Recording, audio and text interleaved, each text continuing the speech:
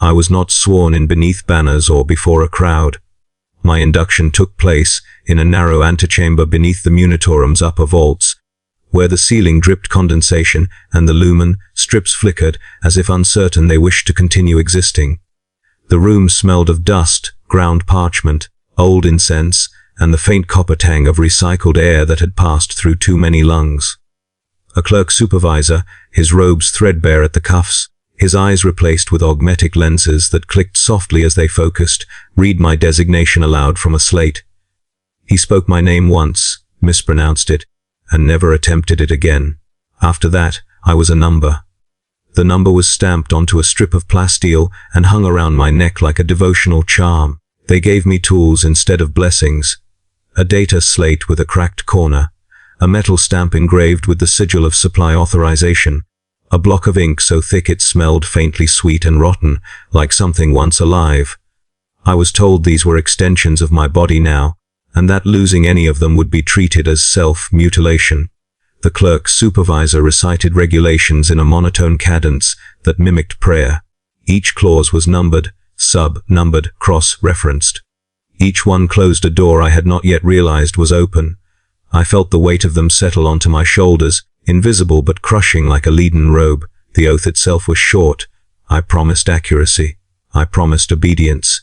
I promised to trust the ledger over my senses, the seal over my conscience, the order over the outcome.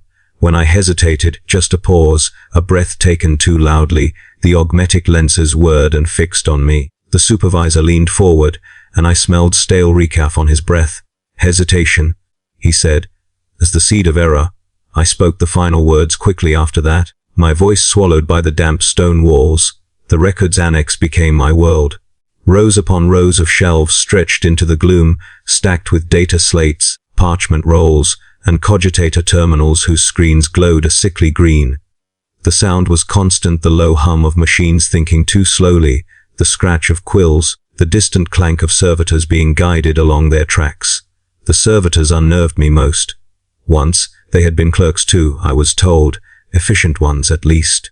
Now they shuffled past with metal grafted into their skulls, purity seals dangling from their chests, their mouths moving soundlessly as if still reciting regulations they could no longer understand. The air was thick enough to taste. Every breath carried mildew from the lower vaults, oil from the machinery, and the faint ash of burned incense. My fingers were always grimy by the end of a shift, stained black from ink and dust no matter how often I wiped them on my robe. The lumen strips overhead flickered irregularly, plunging entire aisles into shadow for seconds at a time. In those moments I felt watched, not by people, but by the institution itself, by the cogitators that logged every keystroke, by the purity seals that fluttered whenever I passed, as if whispering warnings to one another.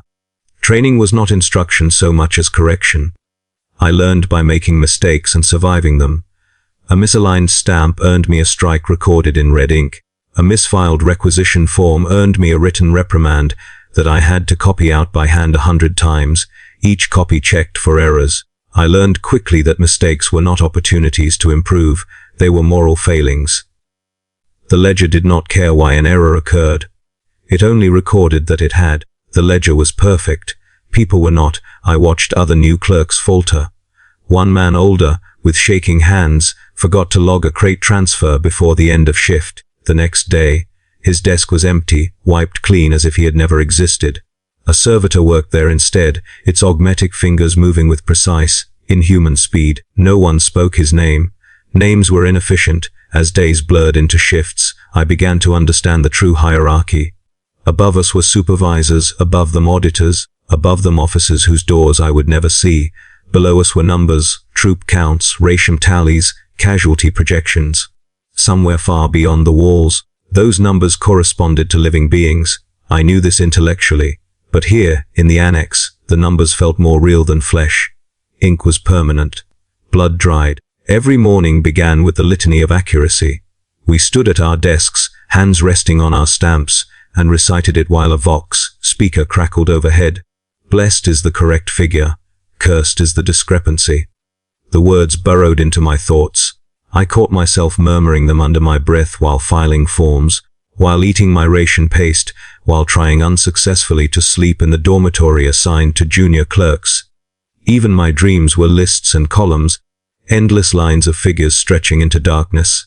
At night, when the shift siren finally released us, I lingered sometimes in the annex, pretending to double-check entries. The silence after hours was worse than the noise. The machines continued to hum, and the servitors continued their patrols, but the human sounds were gone. In that quiet, I felt small and terribly exposed. I ran my fingers along the edge of the shelves, feeling the grooves worn smooth by generations of hands. How many of them had stood where I stood, believing, as I briefly did, that diligence might protect them. On one such night, a cogitator terminal flickered and displayed an error code. A minor one, easily corrected. My heart raced as if I had been accused of heresy. I fixed it, logged the correction, and stamped the confirmation with shaking hands. Only then did I realize I had been holding my breath. Relief washed over me, thin and sour. I laughed once, quietly, and the sound echoed too loudly. I did not laugh again. By the end of my first cycle, my back ached from hunching over the desk, and my eyes burned from the glow of the screens. But worse than the physical discomfort was the creeping realization that the building had taught me something. I no longer thought first of people when I saw a requisition. I thought of codes of compliance, of how cleanly the stamp would fall on the page. The ledger mattered more than the living. That truth settled into me like sediment, layer by layer, until it was part of my foundation. I did not yet know how much that would cost me. But even then, beneath the flickering lumen and the watching cogitators, I felt the walls closing in, not all at once, but patiently, as if they had all the time in the world. The petitions began before dawn chimes, because dawn in a hive is not a sunrise so much as a bureaucratic suggestion. There was no natural light in the Munitorum district, only the pallid glow of luminar rays and the occasional flare of a distant furnace stack staining the ceiling, vents a sick orange. I woke to the dormitory siren with the taste of ration paste still clinging to my teeth, my throat dry from recycled air. The corridor outside our bunks smelled of whetstone disinfectant and the saw sweat of bodies pressed too close for too long. We filed out in silence, boots scuffing over grit that never truly left the floors, and I joined the stream of clerks moving toward the annex like blood, returning to a heart that did not care if we lived. On the way, I passed the petitioner's hall. I had seen it from a distance on my first day, a heavy set of doors engraved with devotional script and bolted with iron. I had assumed it was ceremonial. In truth, it was an intake throat, a place where need was fed into the machine. That morning, the doors were open, and the sound hit me like a physical force, voices layered over voices, a constant restless murmur punctuated by shouts, sobs, the occasional sharp bark of an enforcer's command. The smell followed damp clothing, unwashed skin, cheap incense, blood that had dried and been re-wet by sweat. A line, no, many lines, coiled through the hall like a living thing, bodies pressed shoulder to shoulder beneath towering statues of robed saints whose stone eyes stared down without pity. Petitioners clutched paper forms in both hands, some with edges worn soft from being handled too often, others held metal tags stamped with unit codes, some carried nothing at all, only the expression of someone who had already been told no, so many times that the word had become a bruise. I tried not to look. That is what the annex trained you to do, to see only the portion of a person that could be transcribed. But the hall forced itself into my vision. A guardsman stood near the wall with his arm in a crude splint, uniform stained with old mud and something darker. He stared at the floor as if ashamed to be asking for anything. Beside him, a widow, her hair shaved in mourning strips, a threadbare veil pinned with a small aquila, held a petition for death benefits. The paper trembled in her hand like a wounded bird. A quartermaster, eyes bloodshot and wild, paced in place, muttering supply codes under his breath like a charm against starvation. We were told, repeatedly, that petitioners were not our responsibility. The clerk supervisor said it as if he were offering comfort. You do not save them, he told us. You make them legible. You translate disorder into form. That is mercy enough. Then he assigned me to the counter. My station was a narrow booth, built into the wall like a confession niche. A plasteel grille separated me from the hall. There was a slot at chest height for papers, narrow enough that no one could fit a hand through. Above the grille hung a small shrine, a flickering votive candle behind glass, a strip of parchment inscribed with the litany of correct filing, and a purity seal that had yellowed with age. The candle's smoke made my eyes water. The desk inside smelled of ink, grease, and the faint metallic tang of the stamp pressed into my palm. When I sat, the hall beyond the grille surged closer, the first petitioners shuffling forward as if pulled by invisible chains. The queue never truly ended, it only changed faces. A worn sign above the counter read, Farasha Epaluki Ovabiel Pulias Welbi Iadi, Disodia Esalusen. I had been taught the process. Step 1, receive the form. Step 2, verify the code against the cogitator registry. Step 3, stamp receipt. Step 4, file for review. Step 5, dismiss the petitioner with the appropriate phrase. There were approved phrases for everything. Your request has been received. Your request is pending verification. Your request is denied due to improper formatting. I learned to speak them without inflection. The first petition was simple requisition for additional boot soles for a trench unit. The guardsman slid the paper through the slot, his fingers trembling. The form was smudged, likely filled out in rain or mud. He had done his best, but the unit code was written in an incorrect format, 1 digit too many. My training told me what to do. Denny, stamp, improper formatting, send him away. I hesitated, just a beat. I looked at his face through the grille, thin, unshaven, eyes sunken with exhaustion. He did not beg. He only waited, as if waiting had become his default state. The compliance adept appeared at my shoulder as if summoned by my pause. I had not heard him approach. He moved with the quiet confidence of someone who belonged. His robe was crisp, his collar lined with devotional script. A small cog tooth symbol hung from his neck. He leaned in close enough that his breath warmed my ear. Compassion, he whispered, is an inefficiency. His gloved hand rested on the edge of my desk. I noticed the purity seals attached to his sleeve, small strips stamped with wax, each one representing a completed disciplinary action.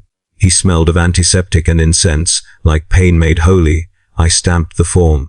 I am Pierre Farm TNG. The noise of the stamp was loud in the booth, a gunshot of finality. I slid the paper back through the slot. Your request is denied due to improper formatting, I said, voice steady in a way I did not feel. The guardsman stared at the stamp as if it were a wound. Then he nodded once, stiffly, and stepped away. The line behind him shifted forward immediately, swallowing his absence. I watched him disappear into the crowd, and something in my chest tightened, an invisible cord pulled taut. The petitions kept coming, bandage requests, filter cartridges, ammunition allotments, replacement bayonets, emergency ration increases. Some forms were soaked with blood, some were written on scraps of packaging, desperate improvisations made by people who did not have access to proper paper. Those were denied automatically. Some were perfect, crisp, clean, stamped correctly, and those too were often denied for reasons I did not fully understand. Priority classification, pending sanctity review, supply reallocation. With each denial, the hall grew louder. People began to argue, not with me, most never saw my face clearly behind the grille, but with one another, shoving and snapping like animals fighting over the last scraps of meat. An old man collapsed near the back of the line, and no one moved to help because moving out of line meant losing your place. A woman screamed at the enforcers when they tried to remove him, insisting he deserved his petition heard even if he was dying. The enforcers struck her with a shock baton, and the sound was a wet crack followed by a choked gasp. The line shuddered and then closed ranks again. I was supposed to ignore it. The litany of correct filing did not include provisions for mercy. My job was to take the pain in the hall and translate it into tidy, stamped boxes in the annex. But the hall refused to remain abstract. A widow came forward with death benefit forms. Her hands were raw, fingers red and cracked. She slid her papers through the slot, and I saw, before my eyes could stop themselves, that the forms were annotated in the margins with small notes. Not prayers, not codes, little personal details. He liked sweet recaf. He whistled when he polished his kit. He promised to come home. Those details were not permitted. They did not belong in the ledger. They were noise. The compliance adept's presence returned like a shadow. Extraneous notation, he murmured. Impure. I should have denied her. I should have stamped, non-compliant. I should have sent her away to rewrite her grief into acceptable terms. Instead, I reached for my quill and, carefully, quickly, copied the essential information onto a clean form, omitting the notes. My heart hammered as if I were committing a crime. Technically I was. Unauthorized transcription, but it meant her petition could proceed without being rejected outright. It was a small mercy, an inefficiency. I slid the clean copy back through the slot with my stamp of receipt and kept the original with its human notes hidden beneath my ledger. The widow did not smile. She only bowed her head slightly and moved on, clutching the approved paper, as if it might still contain her husband's ghost. For a moment, I felt something almost like pride. Then the compliance adept's hand closed around my shoulder with gentle, terrible certainty. You are learning, he said, but you must learn correctly. His voice was calm. That calm frightened me more than shouting. By mid-shift, the petitioner's hall had become a pressure vessel. The murmuring rose into angry chanting, "Suply, Supply!" The enforcer's batons crackled. I heard the sharp report of a shock round being fired, and then a wet thud. Someone screamed, high and ragged, and the scream did not stop quickly enough. The clerk supervisor walked past the booths, expression flat. "Maintain throughput," he called.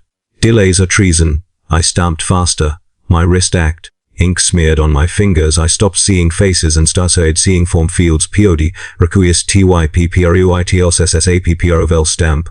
The grill became a mercy, a barrier that kept the hall's desperation from touching me almost. But sound travels through metal. Smell travels through slots. Humanity finds its way through cracks. Near the end of the shift, a quartermaster reached the booth. He was tall, gaunt, with eyes too bright. His uniform was patched with mismatched fabric, and his fingers were stained with ink and grease. He shoved a thick bundle of forms through the slot so hard the papers bent. "Read them." He hissed, read them properly. His forms were in order, perfectly formatted, correctly stamped, codes aligned. He had done everything right. The request was for ammunition resupply to a frontline emplacement. Urgent, high priority. I typed the code into the cogitator. The screen flickered. A red line of text appeared. Request demand EPROLOKTUN. The denial was not mine. It came from above, an invisible hand adjusting fate. I could do nothing. The cogitator would not allow override. I stared at the screen, feeling cold. Outside, the quartermaster's breathing was loud. He leaned closer to the grill, eyes narrowing as he watched my face. "What does it say?" he demanded. I swallowed. The approved phrase rose automatically to my lips. "Your request is denied due to..." He slammed his fist against the grill, rattling it. "Don't speak to me like I'm a child," he snarled. "Tell me why." The hall behind him went quiet, as if the line itself listened. I could have lied. I could have blamed formatting. I could have used the approved phrases to soften the blow. But something in me, stretched thin by stamps and screams, snapped into honesty. "Priority reallocation," I said, voice flat. "Your ammunition has been reassigned, for a heartbeat." The quartermaster looked confused, like a man hearing a foreign language. Then his face twisted, not into rage but into something worse, understanding. "Reassigned," he whispered, as if tasting the word. "To who?" I did not answer. I could not. He let out a sound that might have been a laugh if laughter could drown. He gathered his forms slowly, deliberately, his hands steady in a way that chilled me. Then he turned, pushing back into the crowd. The line began to murmur again, but the murmur was different now, more edged, more hungry. The enforcers shifted uneasily. The compliance adept at my shoulder did not move. He leaned in again. "Do you see?" he murmured. "This is why compassion is inefficiency. It delays the inevitable." When the shift siren finally sounded, it felt like an execution bell. The petitioners did not leave. They were forced back, herded into holding pens, told to return at dawn chimes to begin again. Their eyes followed us as we filed out, clerks in ink, stained robes walking past a sea of hunger and grief, protected by nothing but procedure. As I left, I glanced back through the open doors. The floor was slick in places where blood had been spilled and not properly cleaned. Petition papers lay trampled underfoot, their corners torn, their ink smeared into illegibility. A servitor moved among them with a mop, its blank eyes unfocused, its movements precise, indifferent. It wiped away the evidence of the day as if wiping away sin. I returned to the annex carrying the day's petitions, bundles of desperation made tidy by stamps. My hands shook as I filed them, each one sliding into its slot with a soft, final whisper. The building hummed around me, satisfied. The ledger grew heavier. The living, somewhere beyond the walls, grew lighter.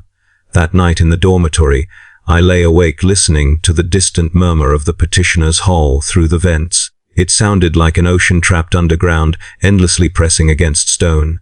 I realized with a slow, sinking dread that the queue would never end because the Imperium did not intend it to. Need was not a problem to solve. It was a resource to manage. And I, with my slate and stamp and number, had become one of its managers. Audit day was announced 3 cycles in advance, which meant 3 cycles of dread stretched thin over every waking hour. The notice arrived as a sealed memo slid into the pneumatic tube above the supervisor's desk, its wax stamped black instead of red. Black meant correction at scale. Black meant lives recalculated.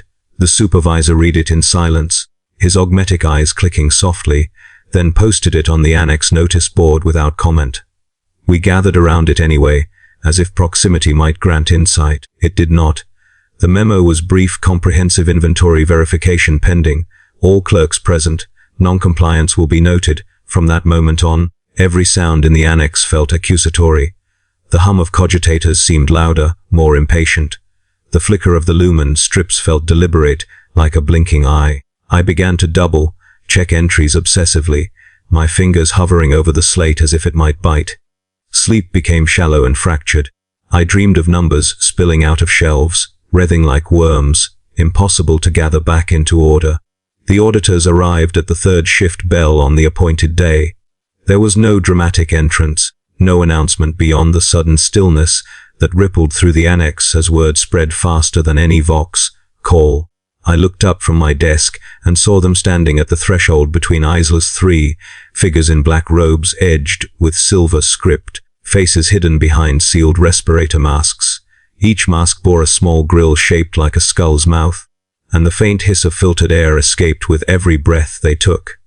They carried portable shrines strapped to their chests, metal cases bristling with stamps, seals, and data probes, each one sanctified and terrifying. They did not greet us.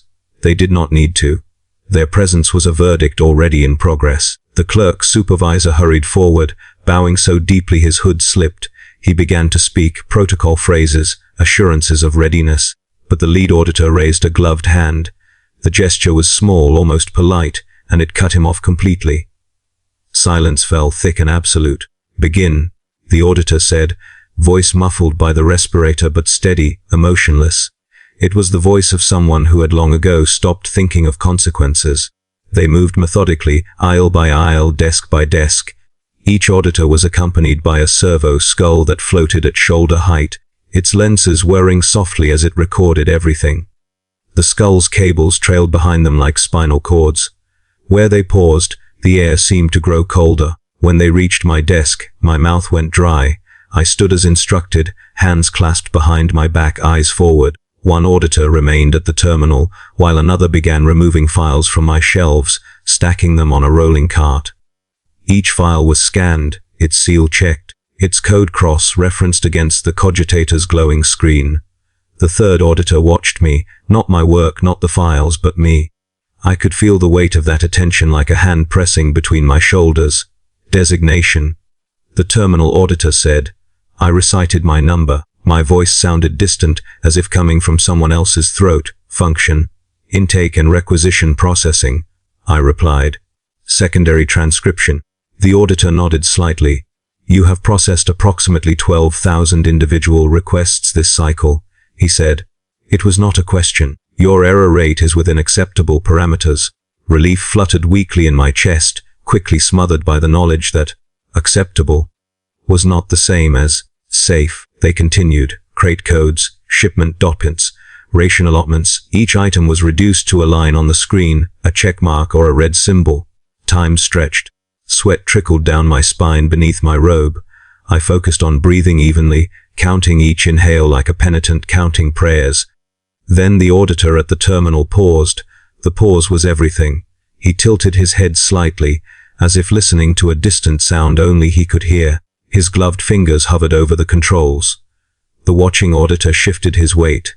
"Explain," the terminal auditor said calmly. "The discrepancy in shipment ledger 774 subsection delta." My mind went blank. Ledger 774, subsection delta.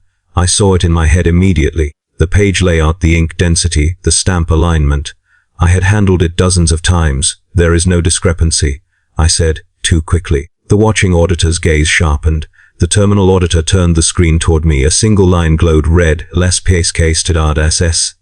UQ entidades 100, rasevid, 1 unit unaccounted for," he said. "Explain." The room seemed to tilt. "1 las pack, a single power cell among thousands." I remembered the shipment vaguely. A crate damaged in transit, contents spilled, counted twice. I remembered adjusting the tolly to match the manifest, because the manifest was supposed to be correct. I remembered thinking it was nothing. I adjusted the count to align with the manifest. I said slowly. "The crate was damaged. I believed." "Belief is irrelevant," the auditor interrupted. "Outcome is irrelevant. The ledger records absence." The word absence echoed in my head, heavy and final. The watching auditor stepped closer. I smelled incense and antiseptic through his respirator. "1 missing las pack," he said, almost conversationally. "Can represent theft. Theft represents corruption. Corruption represents sabotage. Sabotage." The word landed like a blow. Sabotage was not a clerical error. Sabotage was treason dressed in numbers. "I did not steal it," I said, my voice barely steady. "I swear." The auditor raised his hand again. "Oaths have already been recorded," he said. "They are not under review." He tapped his data probe against the screen, and the red line pulsed. "Classification options," he continued. "Misfiled documentation, negligent oversight, intentional misallocation, sabotage." Each option appeared on the screen, listed with corresponding penalties. My stomach clenched as my eyes flicked involuntarily to the last column. I did not need to read the details to know what they entailed. I had written similar citations myself. "What is the standard corrective action?" the terminal auditor asked. The clerk supervisor cleared his throat nervously. "For discrepancies under 1%, he said. "Contextual evaluation," the auditor finished for him. "Yes," he turned back to me. "Context," he said, "was provided by pattern." He gestured, and the servo skull projected a series of data points into the air between us: my processing history, my minor delays, my unauthorized transcription of a widow's form. Each inefficiency glowed faintly amber. The compliance adept stood at the edge of the aisle, watching. Our eyes met briefly. His expression was unreadable. "Pattern indicates," the auditor said, "a tendency toward deviation. Deviation invites loss." Loss. The word carried weight here. Loss meant supplies not delivered. Loss meant soldiers without ammunition. Loss meant casualties that would later arrive at my desk as write-offs. "We will not assign sabotage at this time," the auditor concluded. "Misfiled documentation will suffice." My knees nearly buckled with relief. Misfiled documentation was survivable. Painful but survivable, the auditor continued. "Will be enacted to reconcile the ledger." I nodded, swallowing. "I accept correction," I said, the phrase automatic. The auditor pressed a seal onto a small slate and handed it to the supervisor. "1 unit must be reconciled," he said. "Balance must be restored." I knew then what that meant, even before the supervisor's eyes flicked toward the disciplinary sub-office door. 1 las pack missing meant 1 las pack must be accounted for. If it could not be found, it would be replaced, not with equipment, but with consequence. The auditors moved on, leaving behind a wake of tension and whispered fear. The annex slowly resumed its hum, but it was a strained sound now. Like machinery running under too much load, I was escorted to a side office to provide a written statement. The room was small, windowless, lit by a single lumen globe that buzzed incessantly. I wrote and rewrote the explanation until my hand cramped, careful to use approved phrasing, careful not to assign blame beyond myself. Each word felt like a nail driven into my own coffin. When I returned to my desk, the supervisor was waiting. He did not look at me. He slid a form across the surface, already filled out. SARECTERENCLIATON or DR under resolution method. A box was checked. RUSURCERELOCADELAO. My mouth went dry. You understand, the supervisor said quietly, still not meeting my eyes. The ledger must balance. I thought of the missing LAS, pack, small, standardized, easily overlooked. I thought of the way auditors spoke of absence as if it were a sin. Somewhere, someone would be reclassified to make the numbers align. A guardsman reassigned without proper equipment, a ration reduced, a medical supply delayed, or a clerk punished. Sign. The supervisor said. My hand shook as I took the quill. The ink looked darker than usual under the buzzing light. I signed. The pen scraped loudly against the slate. The sound seemed to carry, echoing down the aisles. I imagined the ledger absorbing the correction, satisfied once more. That evening, as the auditors departed without farewell, I noticed something new etched into the annex's atmosphere. A sense that the building now knew me more intimately. I had been measured and found wanting. I had been entered into a different column. From that day on, every number I handled felt heavier. Every discrepancy looked like a loaded weapon. I understood now that numbers were not neutral. They were accusations waiting to happen. And audit day had taught me the most important lesson of all in the Imperium. Crime does not begin with intent. It begins with arithmetic. They did not punish me immediately. That was the cruelty of it. The reconciliation order I had signed vanished into the upper offices, and life in the annex continued with the same mechanical indifference as before. But something had changed. I could feel it in the way the cogitators responded more slowly to my inputs, as if weighing my requests before granting them. I could feel it in the compliance, Adept's gaze lingering longer than necessary, his head tilting slightly whenever I hesitated. I had been marked, not condemned, not yet, but annotated, a footnote in a larger ledger. The lesson came in stages, the way all important lessons do in the Imperium. First instruction, then demonstration, then application. I was reassigned to a new duty block under the pretense of professional development. The phrase was stamped at the top of the transfer order in cheerful blue ink that looked obscene against the rest of the document. My new station was deeper in the annex, closer to the sub-vaults where provisional orders were held before final approval. The air there was warmer, thicker, carrying the smell of hot circuitry and old sweat. The lumen strips flickered more violently, casting long, twitching shadows across the shelves. On my first day, the compliance adept met me at the aisle entrance. He carried no slate, no visible tools, only his authority, worn like a second skin. You understand now, he said as we walked, our footsteps echoing. Numbers are fragile things. They must be protected. Yes, I replied. It was easier than explaining the knot in my chest. He stopped beside a terminal and gestured for me to stand close. The screen displayed a shipment manifest for a frontline regiment, filters, rations, medica packs, all approved, all correct. He tapped a single line with his finger. This unit, he said, has exceeded its projected survival window. I frowned despite myself. Survival window. He glanced at me. You have seen the casualty projections. You know how they are calculated. This unit is statistically dead. Continuing to supply them at full allocation is wasteful. Wasteful. The word slid easily from his mouth. The supplies are already allocated, I said carefully. The forms are approved. Approval, he replied, is conditional. Everything is conditional. He entered a command into the terminal. The line on the screen changed color, shifting from green to amber. A new note appeared beside it, pinned and verification. Verification of what? I asked. Relevance, he said. He turned to me fully then, his augmetic eye whirring softly as it adjusted. This is how you burn paper, he continued. You do not destroy it, you delay it. You let it age. You let it become obsolete. The supplies would not arrive on time. Filters delayed meant poisoned air. Medica packs delayed meant untreated wounds. Rations delayed meant weakness. All without a single overt denial. All perfectly within regulation. I felt sick. Over the next cycles, he showed me more. How to misroute a shipment by altering a single digit in a transit code. How to flag a requisition for sanctity review, knowing full well that the review queue was months long.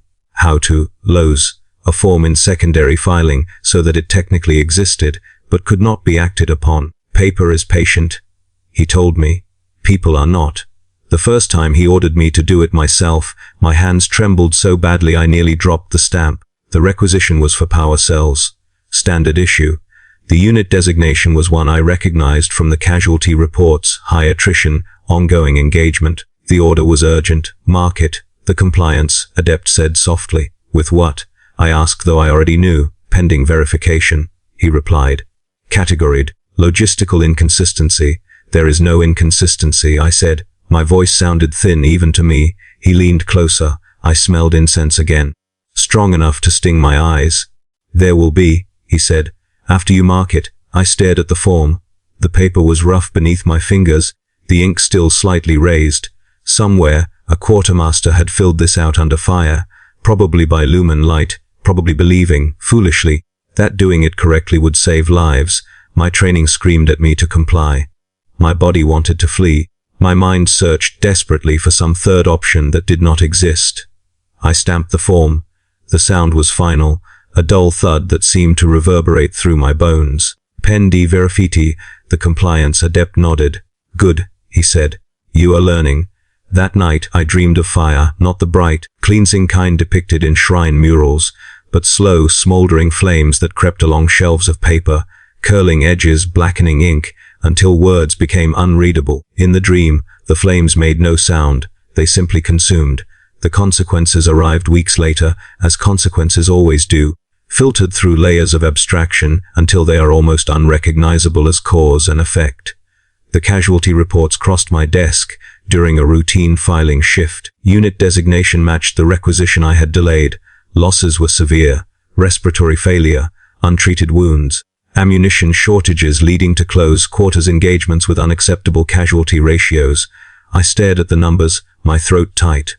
Each figure felt personal, though none of the names were listed, just totals, percentages, projections.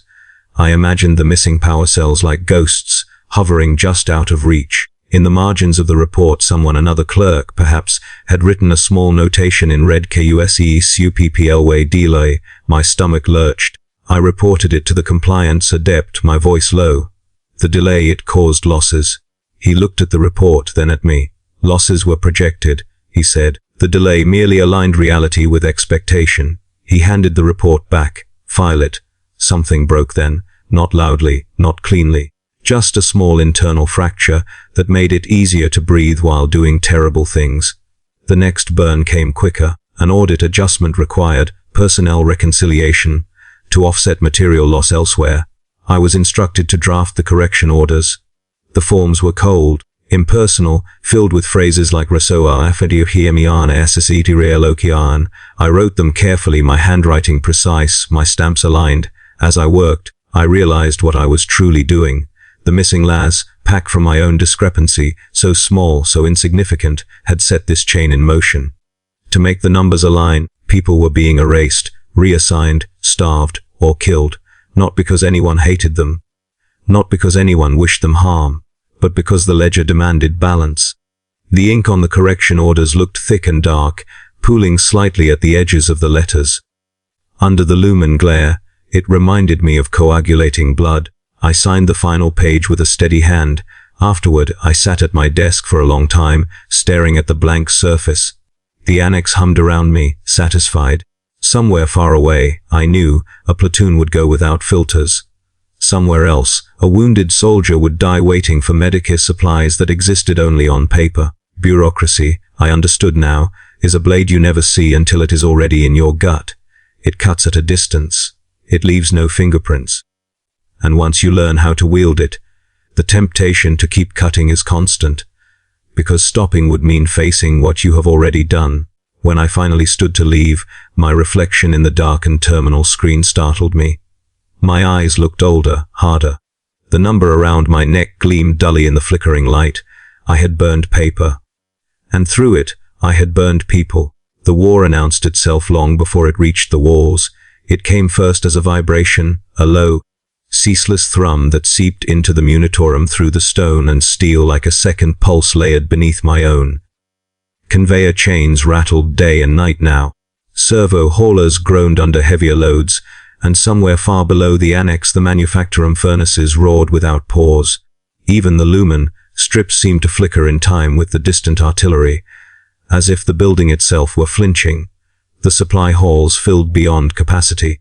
Crates were stacked in easels meant for people, labeled with hazard runes and priority sigils that contradicted one another. The air was hot and metallic, tasting of propellant residue and ozone. Every surface felt grimy to the touch, a thin film of dust and ash settling faster than the servitors could clean it. The smell of incense grew stronger, burned in greater quantities to sanctify the flow of material, to convince the machines, and perhaps ourselves, that this was still holy work. It was during this escalation that the dead began arriving at my desk, not bodies. Not at first. They came as tags, thin plasteel identifiers stamped with serial numbers and unit codes, attached to casualty reports like afterthoughts. Each report was a neat rectangle of data, STAUSN. DCAPMNT dummy EFF RAPVT request per DNG. The language was precise, bloodless. The first time I processed one, I paused only long enough to note the efficiency. Death had been reduced to a workflow. Soon there were dozens, then hundreds. I learned the rhythm of it. Morning shifts brought fresh casualty tallies from overnight engagements. Mid-cycle brought updates, revised numbers, adjusted projections. By the end of the shift, replacement requests arrived: boots for the living, body bags for the dead, ammunition for positions that would soon require more tags. The corpses themselves passed through other channels, but occasionally the system hiccuped. A refrigeration unit failed. A transport was delayed. When that happened, the supply halls took on a new smell, sweet, cloying, unmistakable. Servitors were rerouted to deal with it, their augmetic limbs fitted with cutting tools and hooks. I tried not to watch them pass, dragging wrapped shapes toward the processing lifts. At my desk, the dead were abstractions. But abstraction does not mean invisibility. Patterns emerged, insidious and familiar. Certain unit codes appeared again and again. Certain supply delays preceded spikes in casualty figures with horrifying regularity. I began to recognize them the way others recognize faces. This regiment starved, that one suffocated. Another bled out waiting for Medicare packs that had been rerouted for sanctity priority. It hollowed me out. I still did my work. In some ways, I did it better than ever. My stamps were clean, my filing impeccable. I anticipated shortages before they appeared, because I had learned how the system strangled units quietly. Efficiency, after all, is rewarded. But sometimes, rarely, dangerously, I broke protocol in small ways. In the margins of casualty reports, I began to write things that were not permitted. Never names. Names were traceable. Just fragments, confessions. Arrived too late. No filters. Bled out during evacuation delay. Once, beside a particularly brutal tally, I wrote "I remember you," even if the docket does not. The ink looked thinner there, as if ashamed of itself. I knew it was wrong. I knew it was evidence, but it felt necessary, like pressing a finger into a wound just to prove you were still alive. The compliance adept noticed eventually. He always did. He appeared at my desk one cycle, while I was processing a stack of casualty write-offs. His presence announced only by the sudden absence of ambient noise. I felt it before I saw him, a tightening in the air. "You have been annotating," he said mildly. My heart stuttered. "Clarifying," I replied, choosing the word carefully. He picked up a report and turned it slightly, his augmetic eye whirring as it focused on the margin. He read the line silently. "Memory," he said after a moment, "is not a recognized logistical function." I began, then stopped myself. Thinking was not a defense. He set the report down gently. "Do you know why we reduce them to numbers?" he asked. "So the scale can be managed," I said automatically. "So the guilt can be," he corrected. He leaned closer, lowering his voice. "If you remember them as people, you will hesitate. Hesitation introduces error. Error introduces loss. Loss." Always that word. He did not reprimand me. That was worse. Instead, he smiled, a small, tight expression that did not reach his eyes. "Erase the annotations," he said. "Then process this." He slid a new file across the desk. It was a write-off for rations. Thousands of units marked consumed. The accompanying note: "Repurpose dikis prao to uruhon rations for the dead." My stomach churned. "They will not be redistributed," the compliance adept continued. Contamination risk. You will approve disposal. Disposal meant incineration. Perfectly good food burned because it had been assigned to bodies that no longer needed it. Somewhere else, I knew, petitioners were being denied emergency ration increases for lack of availability. I stamped the disposal order. The ink smeared slightly. I did not correct it. As the war intensified, the annex became a place of constant motion and constant stillness at once. Crates moved faster. Data flowed quicker. But the human element, clerks like me, grew quieter, more withdrawn. We spoke only when required, and then only in approved phrases. I noticed several desks go empty, replaced by servitors with fresh augmetics and blank efficiency. At one such desk I recognized the handwriting on a casualty report. A clerk I had trained alongside, reassigned weeks earlier. His designation appeared under STTSDD, his cause of death listed as ESTNDECIDENT. I processed the write-off myself, my hands numb. The distant artillery grew louder. Ammunition requests spiked, then began to fluctuate erratically as redirections multiplied. Priority orders conflicted with sanctity orders. Sanctity orders conflicted with survival projections. The system strained under its own contradictions, and the solution, always, was subtraction. I approved ammunition shipments to unnamed units, designations scrubbed, destinations classified. I denied ammunition to units with clear identifiers because their projected survival window had expired. Ammunition for the unnamed. Silence for the known. One report crossed my desk late in the cycle, flagged urgent. It detailed a failed defensive stand, casualties near total. In the analysis section, a single line stood out: PRA Marwa Fafitioramuensu AG. I traced the unit code back through the system. I found the requisition. I found my own stamp. I did not write in the margin this time. I could not. Instead, I closed the file and filed it where it belonged. The ledger absorbed it without comment. That night, as I left the annex, I passed a shrine alcove newly erected in the corridor. Candles flickered before a relief carving depicting soldiers advancing beneath a banner of purity. At the base of the shrine was a box labeled Dione Tiansfa Ta. It was empty. I stood there for a long time, listening to the distant thunder of war through the walls, feeling the weight of everything I had approved, denied, delayed, and destroyed. The Imperium did not mourn. It recorded, it replaced, it moved on, and I, who had once hesitated over a single last pack, now processed death by the thousand without pause. The annotations in my margins were gone, scrubbed clean, but the memories were not. They piled up inside me, unfiled, unprocessed, an internal backlog that no stamp could resolve. I understood then that the war was not just fought on battlefields or in the void. It was fought here, in ink and ration counts and redirections. And here, too, people died quietly, efficiently, unnamed. The transfer order arrived without ceremony, as all truly dangerous things do. It was slipped into my tray between casualty summaries and ammunition forecasts. Its header stamped with the sigil of internal correction. The paper was heavier than standard stock, treated with some chemical that made it resist creasing, as if even the document itself refused to bend. I knew what it meant the moment I saw the destination code. Disciplinary sub-office. The annex had always been oppressive, but the sub-office existed in a different register of suffering. It was not a place meant to move supplies or data efficiently. It was meant to break patterns, to grind deviation down until nothing remained but compliance. The corridor leading to it sloped downward, the stone walls narrowing as if the building itself were drawing in its breath. The air changed as I descended, sharper, cleaner, heavy with disinfectant layered over something organic and unpleasant. Incense burned here too, but it was thicker, cloying, mixed with oils used to preserve flesh and metal alike. The lumen strips were fewer and brighter, their light harsh and unforgiving, leaving nowhere for shadows to hide. The first thing I noticed was the sound, not screaming.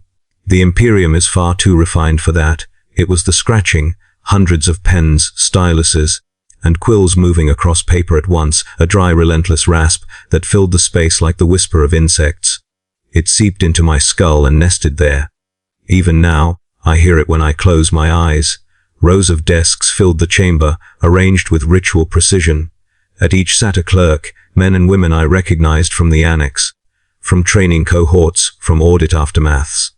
Some were shackled to their chairs by one wrist or ankle, the restraints built into the furniture itself. Others wore restraint collars with thin cables trailing upward into the ceiling, disappearing into systems I did not want to understand. All of them were writing. They copied correction notices, the same notice, over and over. Their faces were slack with exhaustion, eyes rimmed red and unfocused. Fingers were wrapped in blood-stained cloth, ink mixing with darker smears on the paper. A few mouths moved silently, lips forming the words they wrote as if reciting a penance. No one spoke aloud. Speech was inefficient. I was assigned a desk near the center. No restraints, not yet. That, I understood, was intentional. Trust extended just far enough to be withdrawn later. A disciplinary overseer approached, a thin figure in layered robes, face hidden behind a mask of polished steel etched with devotional text. His voice emerged through a Vox grill, distorted and flat. "You are here," he said, "to assist in corrective throughput." "Yes," I replied. "You will draft punishment citations," he continued. "You will ensure accuracy. You will ensure permanence." He gestured to a stack of slates at my desk. Each bore a designation number, a summary of deviation, and a blank section labeled AUT or IVAFTON. I understood immediately what this was. The confessional ledger. Clerks like me were not sent here to be punished alone. We were sent to participate, to learn the cost of error by inflicting it, carefully and correctly, on others. The first slate detailed a minor discrepancy, delayed filing, 2 minutes beyond authorized, shift end. The approved corrective action options were listed beneath. I selected the lowest tier, extended labor shift, sleep reduction. My hand moved smoothly, too smoothly. The overseer nodded. Proceed. As the hours passed, the deviations grew more severe. Unauthorized transcription, repeated hesitation, marginal notation, emotional irregularity. Each slate represented a person seated somewhere in the chamber, scratching away at their punishment in real time. One citation required physical reinforcement. The approved language was cold and exact, describing voltage, duration, and frequency. I signed it. Somewhere to my left, a clerk stiffened as the collar around her neck pulsed. She made a small sound, more breath than voice, and then resumed writing. The smell changed as the day wore on. Sweat, blood, hot metal. Disinfectant reapplied over and over, never quite erasing what lay beneath. The incense thickened until it coated the back of my throat, making swallowing painful. At regular intervals, the scratching would stop. An overseer would walk the aisles, inspecting work. If a copied notice contained an error, a misspelled word, a misaligned stamp, the clerk responsible was removed. Not dragged, not beaten. Simply detached from their desk and led through a side door. A servitor would take their place before the scratching resumed. No one ever returned from that door. During a brief sanctioned pause, I caught the eye of a man across from me. His hair had gone gray since I last saw him in the annex. His hands shook uncontrollably, ink splattering the page. He mouthed a single word at me. "Help." I looked away. That was when I understood the true function of the sub-office. It was not just about punishment. It was about complicity. You could endure suffering inflicted from above and still imagine yourself innocent. But once you had signed the order, once your stamp had made pain official, you belonged to the system in a deeper, more irreversible way. Every seal I pressed felt like a thumbprint on my soul. The prayers etched into the walls began to make sense then. They were not pleas for mercy. They were warnings. By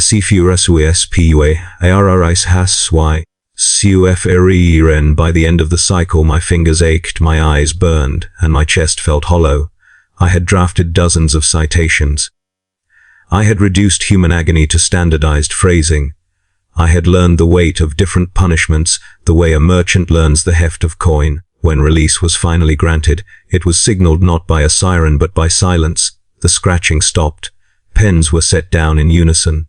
The overseers nodded, satisfied. As I stood to leave, I noticed a new slate waiting on my desk, my designation number, no deviation listed yet, just a blank space waiting. The overseer noticed my gaze. "All records are provisional," he said calmly. "Even yours." I walked back up the corridor on unsteady legs, the scratching fading behind me, but never truly leaving my ears. The annex felt different when I returned, lighter, almost kind by comparison. That terrified me more than anything else. I had learned how discipline truly functioned in the Imperium. Not as correction, but as cultivation. Pain carefully applied, evenly distributed, until obedience grew naturally from fear and exhaustion. And I knew, with a certainty that settled like ice in my gut, that the ledger had not finished with me. The worst shortages were not sudden. They never are. Sudden loss invites questions, audits, and corrective attention. The worst shortages arrived quietly, wrapped in procedure and stamped with authority so absolute that resistance felt childish. By the time anyone noticed, it was already too late to change anything without admitting fault, and admission was the one resource the Imperium refused to spend.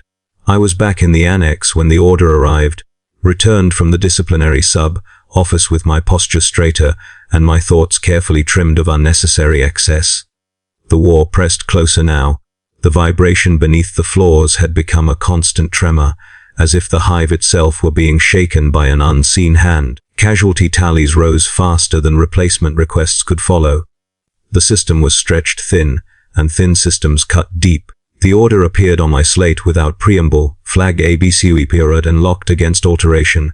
Ride East TSAODOMEOCAS GMA, Eferamantia Ishtera UTI Tio San TFED Storage Breach BRODF Sanj TOY. I stared at it for a long time, rereading the words until they blurred. Sanctified storage meant shrine vaults, vast repositories of blessed material reserved for ceremonial defense, relic protection, and contingencies that never seemed to arrive. Ammunition sent there would sit behind sealed doors, guarded by prayer and doctrine, while guns at the front went silent. I pulled up the shipment details. Enough shells to sustain a defensive line for days. Enough power cells to keep heavy weapons firing through the night. I cross-referenced casualty projections automatically, my mind now trained to see the future in percentages and curves. The numbers updated as soon as I applied the redirection simulation. Projected casualties spiked. It was not subtle. The system did not attempt to soften the truth. Entire units dropped below survivability thresholds. Defensive positions collapsed in neat, clinical graphs. The cold arithmetic of doomed hours unfolded before me. Each tick forward another loss accounted for in advance. My throat tightened. I requested clarification. The reply came swiftly, curt and final. Send suayo waval morashie sesera, kyom pie dienciesamid. I sat back, heart pounding, listening to the hum of the annex. Around me, clerks worked on, unaware, or pretending to be. The ledger did not scream. It did not argue. It waited. I could have processed the order without comment. That was the expectation. That was the path of least resistance. But something in me, perhaps the last remnant of the person who had once hesitated over a guardsman's boots, refused to let it pass without friction. I stood and walked to my supervisor's desk.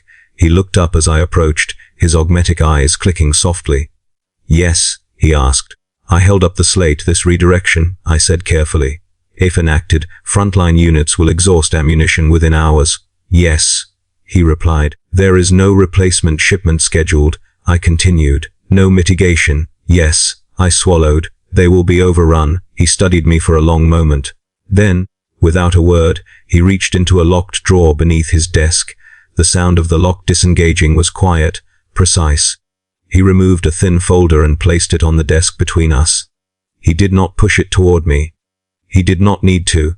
My designation number was stamped on the cover. Your file, he said. My hands felt numb as I opened it. Inside were notes, observations, minor delays logged during petition intake, marginal hesitations during audits, unauthorized transcription flagged and contextualized, time spent in disciplinary sub-office, psychological compliance indicators. One line underlined in red stood out. UMPROD. My mouth went dry. You see, the supervisor said quietly, why this decision is not open to discussion. I looked up at him. If I refuse, he did not smile. Then the ledger will rebalance elsewhere. I understood what he was saying. Refusal would not save the units. The ammunition would still be redirected. The only difference would be where the corrective action landed. On me, or on someone like me. The choice was simple in the way a noose is simple. Complete, or become an example to correct others. I returned to my desk on legs that felt foreign, unreliable. The slate waited, patient. I entered the authorization code. a final confirmation prompt appeared. I hesitated, just for a heartbeat. Then I pressed yes. The system accepted the command. The shipment rerouted.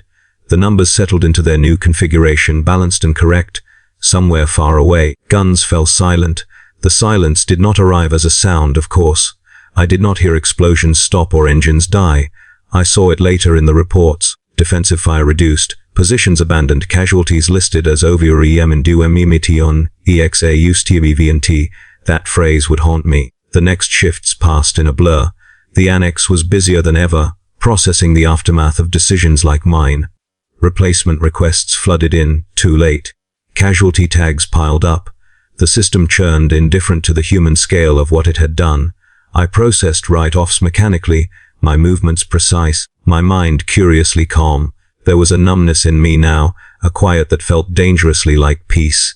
Perhaps this was what full compliance felt like, the absence of internal resistance. During a brief lull, I opened a casualty report tied directly to the redirected shipment. Unit designation matched. Losses were near total. In the notes section, a single line caught my eye. Frenes mesio reivivadiamo guendi, hiridiimdi biladis. I closed the file. I did not annotate it. I did not confess in the margins. I filed it where it belonged. That was when I knew there was nothing left in me to save. The Imperium had not broken me in a moment of spectacular cruelty. It had worn me down, decision by decision, until I could sign away lives with the same detached efficiency I once applied to inventory counts. The ledger did not need monsters. It needed clerks willing to accept inevitability.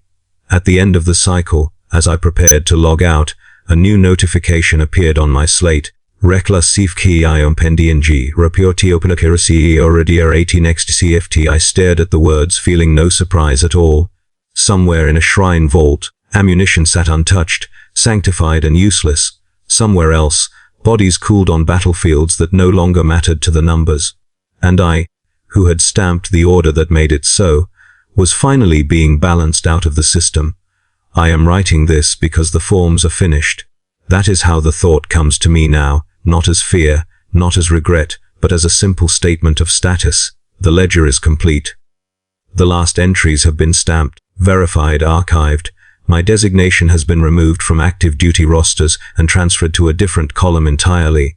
The system is tidy again, balanced. They notified me at the start of shift, not with a summons but with an update. My slate chimed once, polite, unobtrusive, and displayed a reclassification notice in neutral gray text. Skili ntnu tfir lili adj ust minrequa direpapiro cc incarod. No explanation. None was needed. I cleared my desk carefully. Not because it was required, everything at the Munitorum belongs to the Munitorum, but because habit is hard to kill. I aligned my stamp parallel to the desk edge. I wiped excess ink from my slate. I returned the chair to its approved position. The number around my neck felt heavier than usual, cold against my skin. As I walked through the annex one last time, I noticed how little it noticed me. The cogitators hummed on, servitors shuffled past, arms full of data, slates and sealed crates. Clerks bent over their desks, eyes fixed on screens, hands moving with practiced efficiency. No one looked up. No one said goodbye. I could have been erased already, and the workflow would not have stuttered. The processing corridor lay beyond the disciplinary sub-office, deeper than I had ever gone. The walls there were smoother, the stone polished by generations of hands and machines. The air was thick with sacred oils, heavy and cloying, making each breath feel deliberate. Incense burned in recessed alcoves, its smoke curling upward to vanish into vents shaped like aquila wings. Hymns played softly through hidden vox speakers, their cadence slow and reassuring, as if meant to calm livestock before slaughter. I followed the floor markings, yellow lines denoting approved movement paths, until I reached a checkpoint staffed by two figures in red, edged robes. Their faces were obscured by rebreather masks etched with script. One of them scanned my designation plate. The other checked a slate. "Steady hands," he said, reading aloud. "High tolerance for repetition, proven compliance under stress." He looked up at me. "You will continue to serve." I nodded. There was nothing else to do. They took my slate first. Then my stamp. Each removal felt like the amputation of a limb I had forgotten was artificial. Finally, they removed the number from my neck. For a brief, disorienting moment, I felt weightless, unclassified. Then they replaced it with a new identifier, heavier, bolted rather than hung. I did not look at the designation. I did not want to know it. The corridor narrowed as I progressed, the light growing brighter, harsher. The hymns grew louder, layered with the hiss of steam and the distant whine of cutting tools.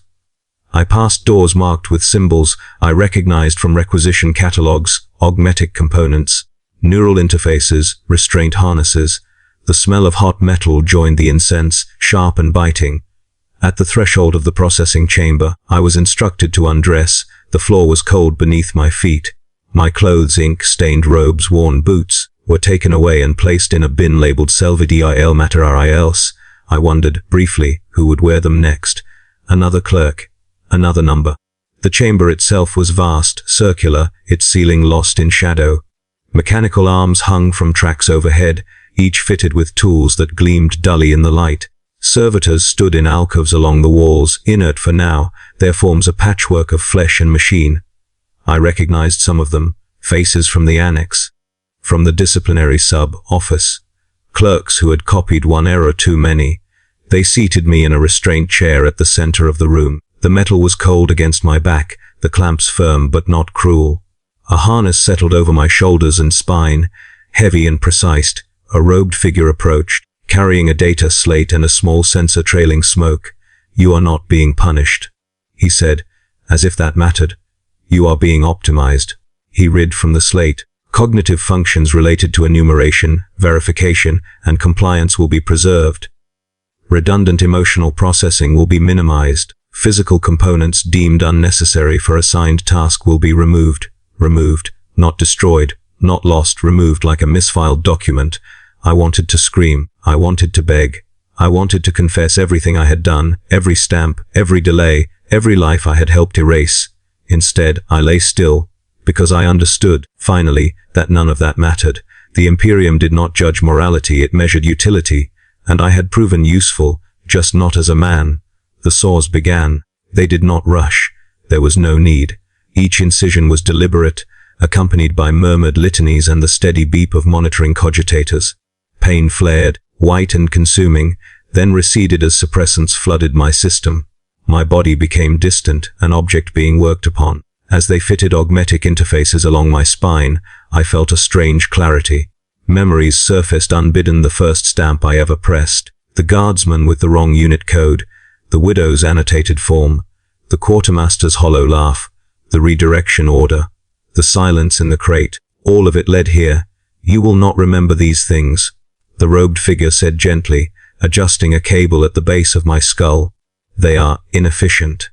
I wanted to tell him that memory was the only thing that had ever made the work bearable. That forgetting was the final cruelty. But my jaw no longer responded. The last thing they did was connect me to the network, to the ledger, to the endless flow of numbers that defined the Imperium's will. Data flooded in, clean and precise, pushing everything else aside. As my vision dimmed, I had one final treasonous thought. The Imperium does not reward loyalty. It consumes it, records the consumption, and files the record in triplicate. If this confession survives, if some fragment of me remains in the margins of a system too vast to notice, let it be my final shipment, one unapproved truth smuggled past the stamp before I am fully, perfectly, and forever processed.